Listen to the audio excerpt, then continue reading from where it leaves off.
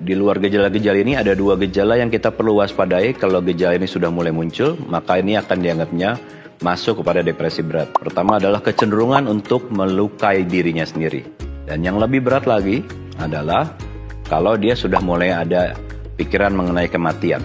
Nah, itu adalah tanda-tanda depresi yang sudah berat. Dan juga biasanya bisa sampai ada gejala psikotik. Gejala psikotik itu artinya sampai ada halusinasi, waham. Nah, itu tanda-tanda depresi berat ya. Oke, stres kerja bisa nggak menyebabkan fibrilasi atrium?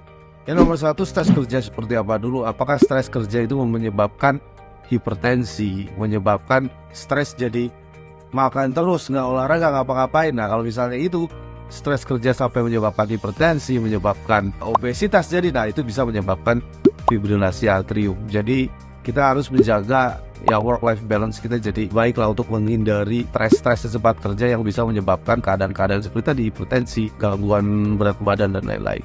Kata itu. Untuk makanan sendiri nggak ada spesifik ya. Paling makanan yang kalau untuk menghindari ya hipertensi paling ya. Kalau makanan yang terlalu asin memang ya akan menyebabkan lebih gampang hipertensi ya. Atau misalnya makanan-makanan yang banyak mengandung MSG itu kadar natriumnya tinggi, kadar natrium tinggi kita akan menyebabkan tensinya jadi relatif tinggi, dan tensi yang tinggi itu yang akhirnya akan bisa menyebabkan gangguan irama jantung si fibrilasi atrium itu. Apakah itu kecemasan? Gangguan kecemasan adalah perasaan khawatir, cemas, dan rasa takut secara berlebihan yang sudah mengganggu aktivitas sehari-hari. Ciri utama kecemasan adalah rasa khawatir, di mana rasa kekhawatiran ini sudah berlebihan tentang situasi tertentu tanpa suatu penyebab yang jelas.